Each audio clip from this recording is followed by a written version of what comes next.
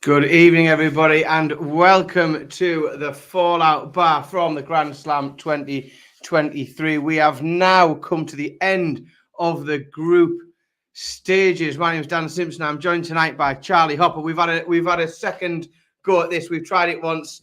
It didn't work. We do it again. Charlie, how are you this evening? Yeah, not bad, Dan. Not bad at all.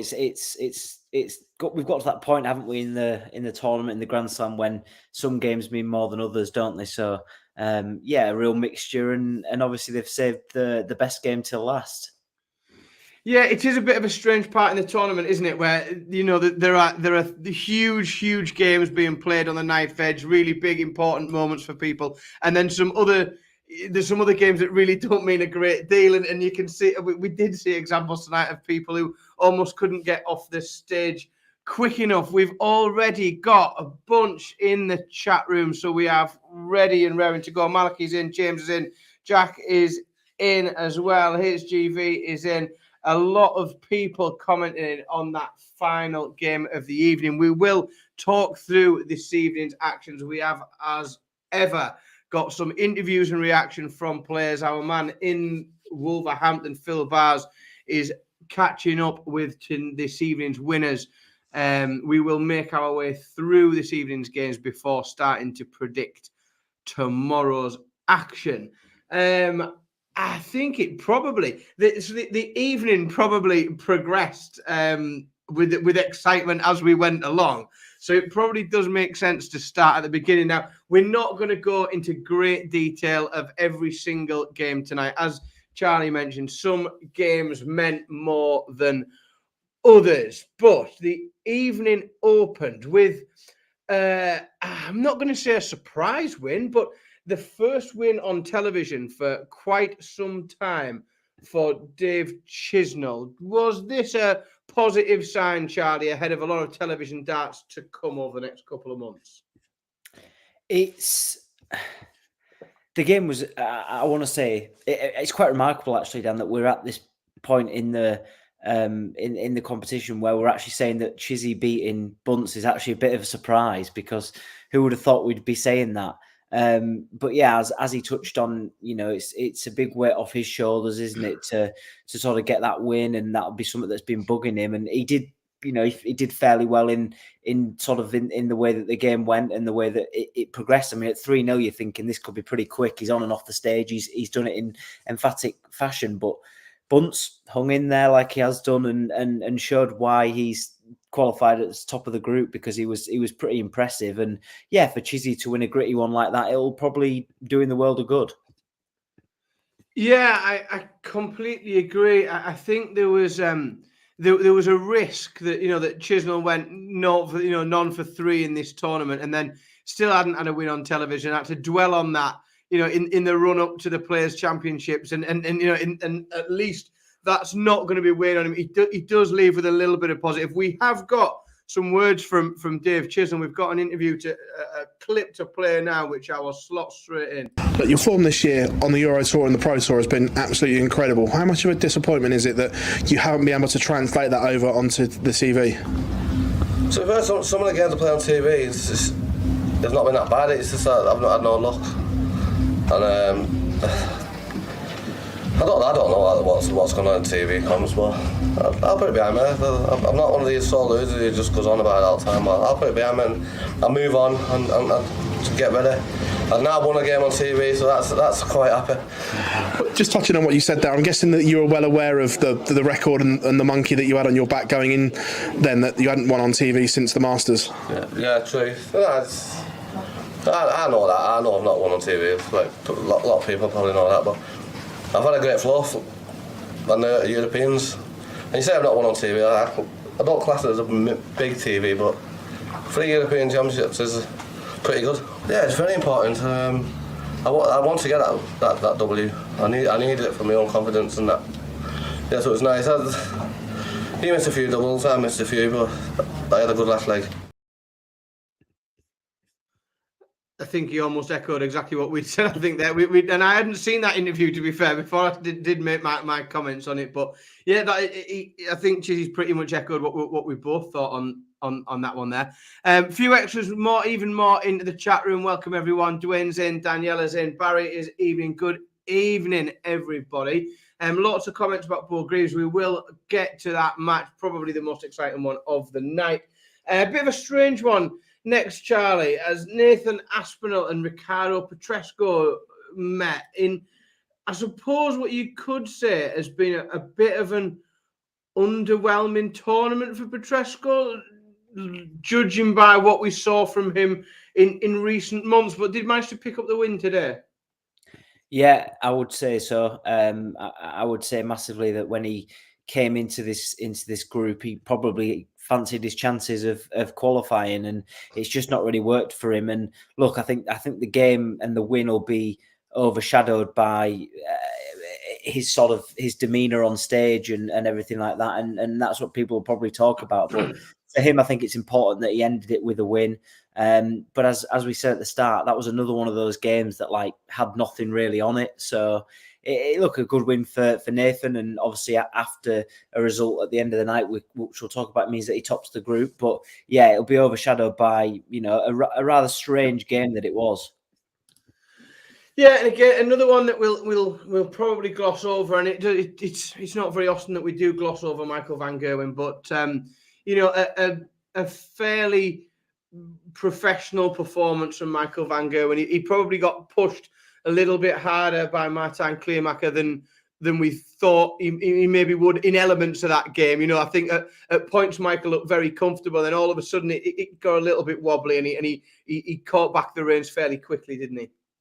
Again, another game that we touched on that sort of has no real meaning to it. But for Michael Van Gerwen to sort of be able to play, I wouldn't say poorly, but below what we're expecting of him, and to still be 3 from 3 and top of the group and in a very good position, it just shows the quality that he's in. And obviously, Martijn Kleermaker goes without a win in the group.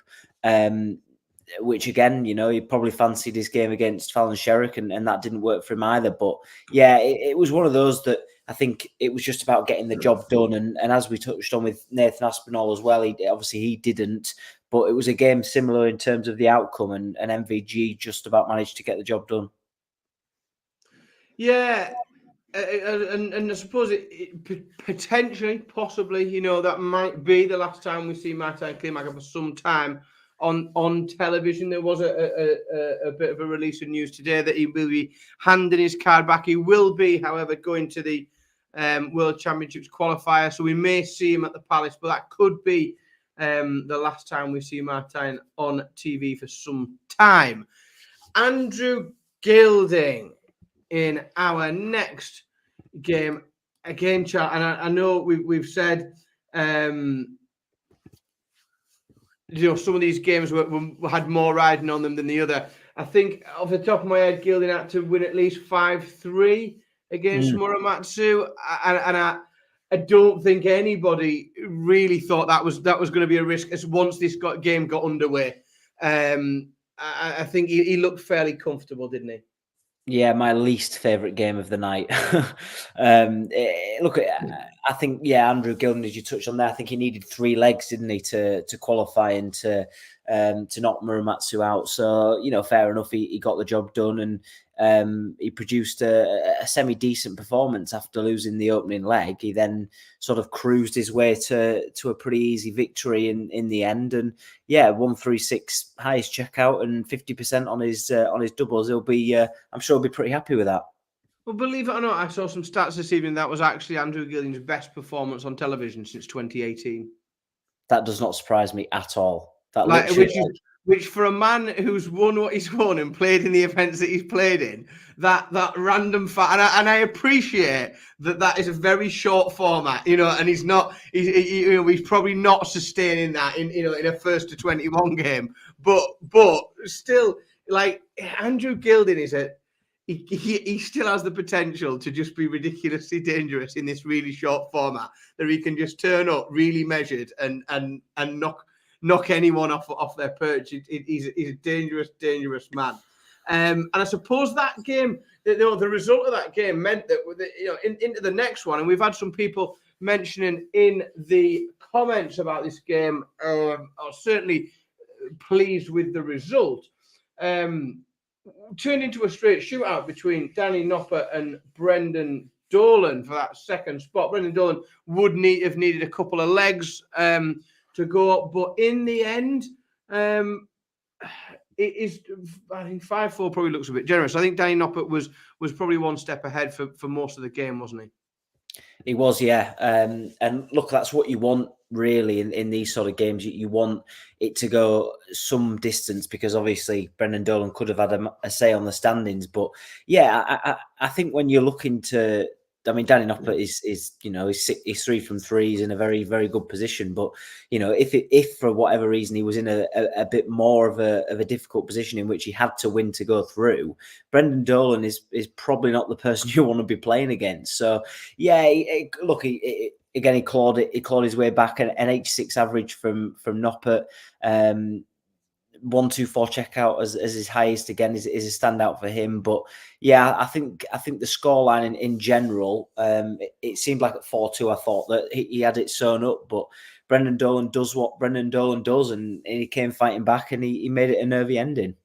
Yeah, he is incredibly scrappy, isn't he? And again, over that format, he's not someone you would want to meet in a straight shootout, win to get through, because he does have that ability to stick around in matches as well, and not quite know when he's supposed to be beaten. Now from there, I suppose we get into the real meat on the bones of tonight's action, and the sort of the 3 big shootout games for those spots. Dan did find a razor, yeah. I'd have shaved. I'm all tidied up at the minute. Good evening as well, Juanita. I bet you the nails down under were being bitten through that last game. Your man did sail very close to the wind on that one, and managed just to get over that. We will come to that fairly shortly. But first, this one had me backwards and forwards. Certainly for the first 3, 4, 5 legs. I think each leg you could have asked me who was going to win, and I would have probably given you a different answer. But then I think, Stephen Bunting just managed to find enough consistency in that back half of the match, didn't he? I think, Charlie.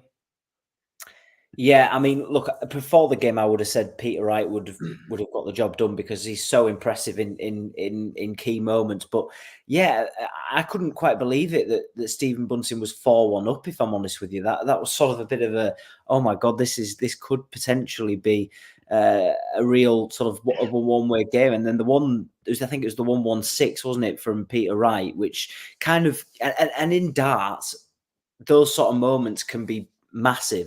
They really can. Even if you're quite a way back, it can still start some sort of comeback. So at that point, you're thinking, oh, maybe Peter Wright's gonna, he's gonna change this up, and then he wins another leg, and you're thinking, here we go.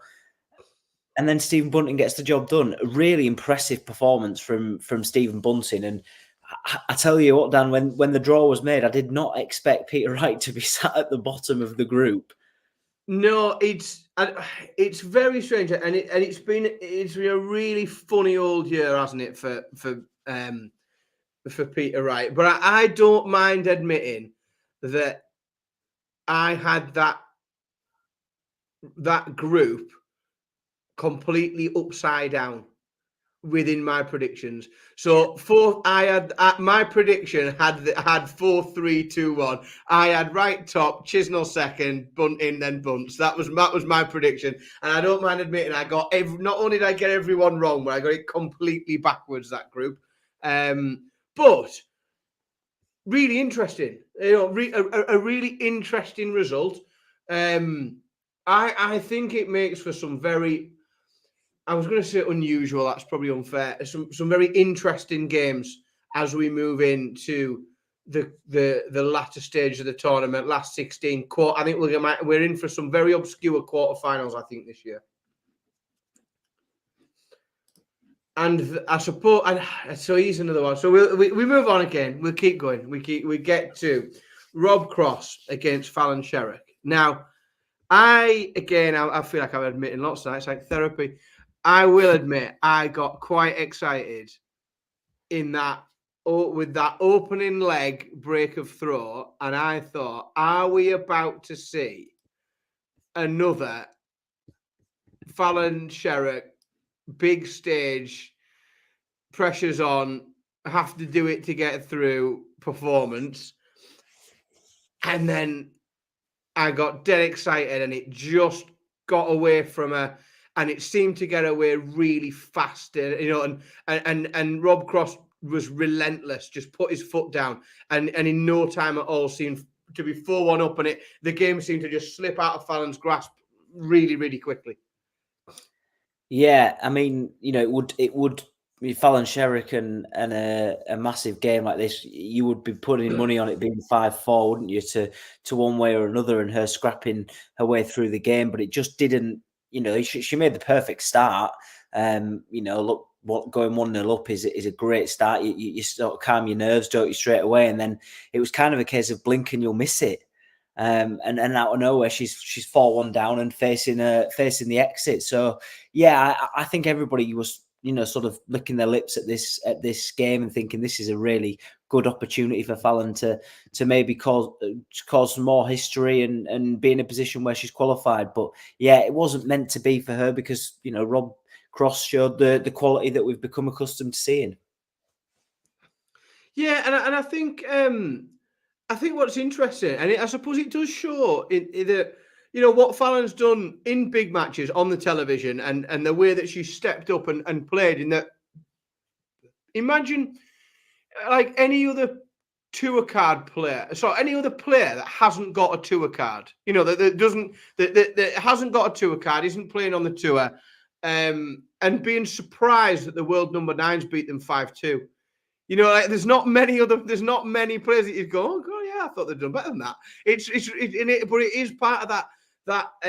We've seen such magnificent things. As I say, I got incredibly excited with that first breaker throw, but I just think Rob Cross managed to, and he relentlessly punished Fallon, and every time Fallon slipped into the one, he seemed to come back and find 2 treble 20s.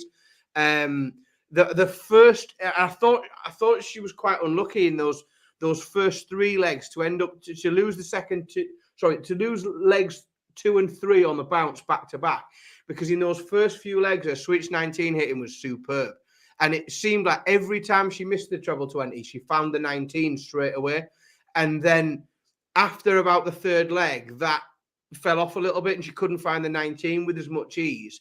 And I think that's where Cross got the hammer down and pulled away. But yeah, an exciting game, and I think Fallon will be disappointed with it. We do have another interview, which is Rob Cross. So I will slide that one in right now. Yeah, of course. Look, she's a phenomenal player. I'm going to use Michael's line, but no, she's really special, and she really knows how to sort of dish it out at the right times. And I was grateful, sort of in a way, that she hit them dull moments tonight, where she just struggled to find it. But at the same time, no, I was steady after sort of going 1-0, And I'm in the practice room and just normal, really. I'm just quite happy-go-lucky. The 1-2-6 when you laid up, would you have done that against Michael or Gezi or anyone like that? I'd have done it to anyone, I do it all the time. If you watch me games back, even on the floor or even on TV, I'm quite happily sort of played a percentage shot. I know a fair few years ago in 1983, Kiefer but yeah, obviously Bristow got bit for it, and I will get bit, and I've been bit a few times, but overall I probably get, I don't know, out of 100 legs where I lay up, I probably get bit 2 or 3 times, maybe 5.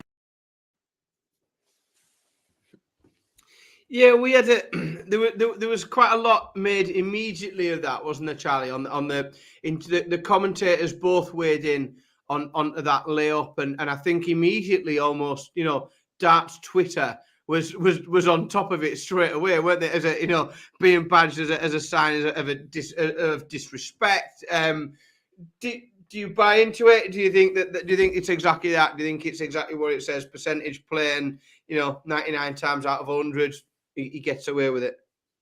I think it's percent. I don't think there's any disrespect in it. I think it's just the fact that he's chanting his arm essentially, isn't he, and saying, you know what, go and do your job then. And if they do it, then he says, well, fair play. And yeah, it looks bad on him if they get the job done, because he hasn't gone for the shot. But I think for him, it's a case of 100 times he might do it, and he might be successful 97 times out of that 100. But you always remember those 3 other times that he isn't, and everyone will talk about it. But I don't think there's any disrespect in it. I think it's just his choice, its own personal preference, and yeah, it came off for him tonight. Yeah, it certainly did, and he looked good, and he looked comfortable. That those games we've talked quite a lot before. They are not difficult, and we'll come to it in a moment with Damon Heta. Sorry, they are not easy games to play. We know when you've got Fallon Sherrock, Bo Greaves, there are other players as well, where no matter who you are, how much of a fan favourite you normally are, you are immediately up against it. You will be booed. People will be shouting stuff at it. You are up against it. And I think he did quite well tonight, Rob Cross. And again, looking at when we've the players that we've lost so far, and the way the draw's broken down, Rob Cross potentially a big threat going forward in the tournament. So we move on to the main event. We can call it the main event. I think we can do that. This was probably the tensest, certainly of the those last 3 shootout winner goes through games. It's the only one that saw all 9 legs. It saw missed match darts from the player that didn't go through, and Damon Heta just managed to play his way through. Charlie, at what point did you give Damon Heta a chance? Because I didn't have him anywhere near it until about 5 legs in. Yeah, what a game. So gutted for Bo that she didn't get over the line.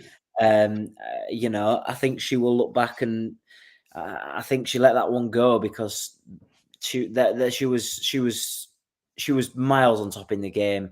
But, and we always say this, and the 164 was massive. That's just the fact. And when he hit that was the point I turned around and thought, actually, he's gonna cause an upset here. And it was an upset really, because Bo was in great rhythm.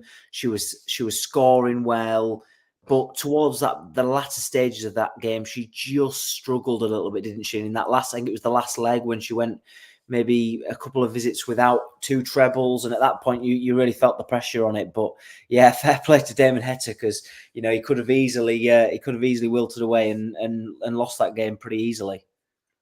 Yeah, I do think he did really well, because again, we mentioned that the crowd was one way or the other, and it seemed to go up and down, and then I think he with the 164 he almost pulled the crowd back, because it's very difficult to dislike that, isn't it?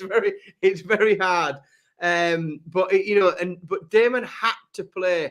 Bo Greaves forced him to play some very, very good darts, and I felt like she forced him to play on the back foot for a lot of that match. She did certainly in the first half of the game. She was definitely the one that seemed to be attacking it more. Bo averaged over 90. She was 50% on her doubles. She did very little wrong. That performance is going to get you over the line in the majority of group matches in this tournament. Playing at the level she did. I do think she was unlucky, but I think Damon did a very good job of coming through that. Certainly, the 164. There was another one as well. Was it a 103 or a 107? He took something else big out, didn't he? There was another ton plus checkout, well timed, that was under pressure, if I remember rightly. That Bo was down to a 2-dart combination. So yeah, really, really good performance from Damon. I think we will hear from him as well. Piffle has been busy, and he's just slid in an interview with Damon Heta. So let's hear from that. Massive, absolute massive. I played Bo 4 years ago in the Q School qualifiers. She was only turned 16 then, and I took advantage of that. I didn't mean to, but now she's, oh my days. Yeah, I'm really glad that she's not. I'm pretty sure she said she's not going to Q school, so yeah, I'm happy about that. So if I only have to play her once a year, then yeah, happy days. But nah, all credit to her. She's an absolute machine, and yeah, I wish her all the best for her future. You're staring 4-1 down the barrel, and you produced the 164. Was that the game changer? Yeah, it's a little bit of a signature of mine. I was just saying before about in my Brisbane Masters, I was 5-3 down against Wadey, and next minute I pull out a 164, win the game, and go and win the tournament. So hopefully it's a good omen there, and yeah, things happen for me. So yeah, massive, mate. I give myself a pat on the back for stuff like that. Obviously, because I lost, obviously, and then you shouldn't be taking them things to heart straight away, but because it was I get along with Nathan, so for him to say something like that, and I get it that he just come off that game and whatever, and I get that, so I just felt a little bit, it hit me a little bit because I do get along with him, and for him to say something, I was like, oh righto, but then obviously I was going to say something, and then and I did, but I squashed it. We both squashed it and got over it. It's water under the bridge. There's nothing to it, to be fair, and we just move on, and I just showed what I can do with the grit and determination, you can say. So that's about it, mate. Yeah. I lost track about. I don't know how many times I lost track of. I mean, he seems happy that he's won, doesn't he? He does seem pleased with it. I think probably the less said about elements of that interview, the better. Man needs a media coach. I think it's. Well, where do we go from there? No, it was a superb game, really impressive. Damon did incredibly well. That was it, Jamie. It was a 130. I knew he took something else big out, and it was at 130. 2 treble 20s, and that double 5 went in as clean as a whistle as well, dead centre. It was a really, really nice finish. And I agree. I felt just watching like naked eye that the double 16, that match start that both through was rushed. It was, I'll be really honest, I've not watched loads of Bo Greaves. A lot of what she's doing isn't televised on the darts that I generally follow and watch.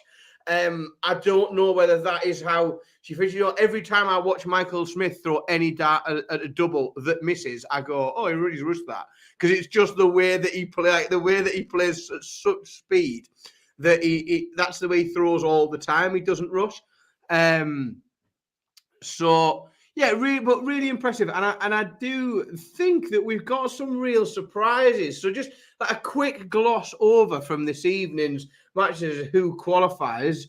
So we'll start at the bottom and work back up. But in Group H, Nathan Aspinall and Damon Heta progressed to the final 16, and Bo Greaves and Ricardo Petresco are eliminated. In Group G, Michael Van Gerwen and Rob Cross, probably the two favourites to go through, did.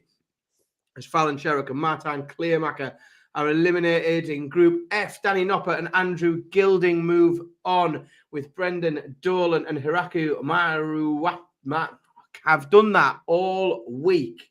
Yeah. Uramatsu are eliminated. And Group E, Stowe Bunce and Stephen Bunting move on to the final 16, with Dave Chisnell and Peter Wright being eliminated. So now that we have been through all of the action for tonight, we do have the pleasure, and we do have a massive reduction in games tomorrow. We've only got 4 games to play tomorrow. We are playing as well over a considerably longer format. We are now up to the best of 19 legs, which is the first to 10 for anybody who isn't particularly good at maths. So we won't go all the way through the bracket. We will just talk about the games tomorrow, because otherwise we'd have nothing to talk about tomorrow evening when we are back. So, Charlie, you will be put under pressure. Please, everybody in the chat room, get involved as well with your picks. Give me your winner and a score. We'll go through them in order. The opening match tomorrow, Josh Rock against Christoph Ratajski. Charlie, what are we thinking? I'm going to go with Josh Rock. He's been pretty impressive so far in the tournament, and look, World 26 versus 25 is a tasty affair. But I think Josh Rock will have far too much quality for Krzysztof Ratajski. That being said, if it goes the other way, then I wouldn't be surprised either, because we know what Krzysztof's like. But I'm going to go with Josh Rock to win 10-6. Well, I suppose at least we can make it interesting, because I'm going to disagree. And I think it's a Krzysztof Ratajski win. I think he wins 10-7. If it was still over the short format, if we were still playing first to 5, if we were playing first to 6, first to 7, then I would probably have gone with a Josh Rock. But I just think over that longer format, Krzysztof Ratajski's just got that bit more experience, that bit more of a level temperament going into that knockout environment on the stage, which makes me just almost, I feel like I'm almost going with a safer bet in going with Krzysztof to edge one out. We've got a right spread actually in the chat room. We've got a bit of a mixture. Nico thinks Josh Rock wins 10-8. Joel, however, has got Krzysztof Ratajski with the 10-7 upset. Agrees with me exactly. And James and HTV both have Josh Rock winning 10-8. So there's a few backing you on that one. Now, I don't think I'm going to surprise anybody with my next pick. We'll see what the chat room thinks of it as well. But this is the game that I personally am most looking forward to tomorrow evening. James Wade against the pride of Bedlington, Chris Dobey. Where do you think this one's going, Charlie?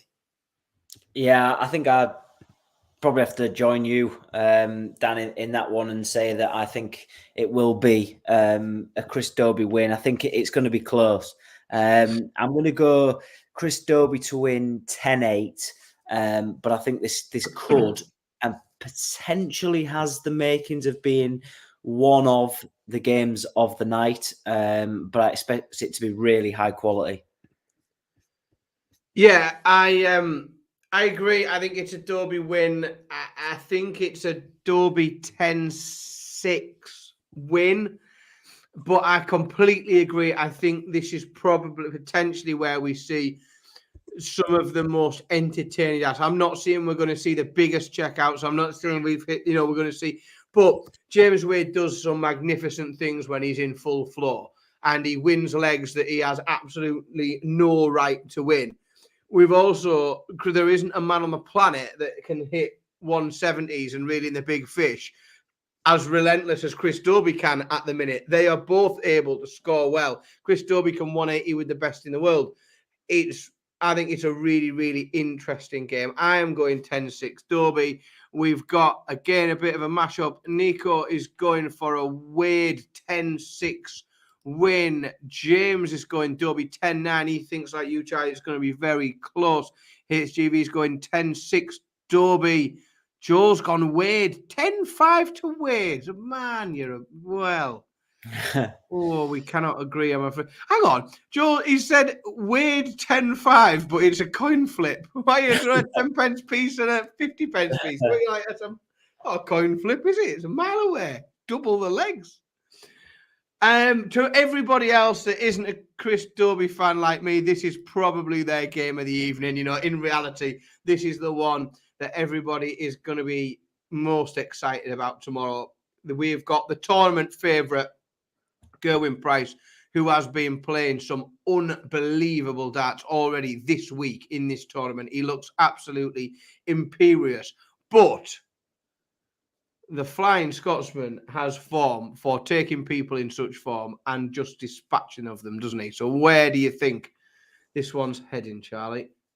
Well, he has got the beating of Price, I think, in the last three the last 3 times they've played against each other, albeit that's in the Players' Championship. So, you can read what you want from that. But I don't see there being an upset, and it's mental that it's classed as an upset with Gary Anderson playing in the game. But yeah, I think Gerwyn Price has just been in unbelievable form. I think if he hits and finds the form that we've seen so far, it could be a really one-sided affair.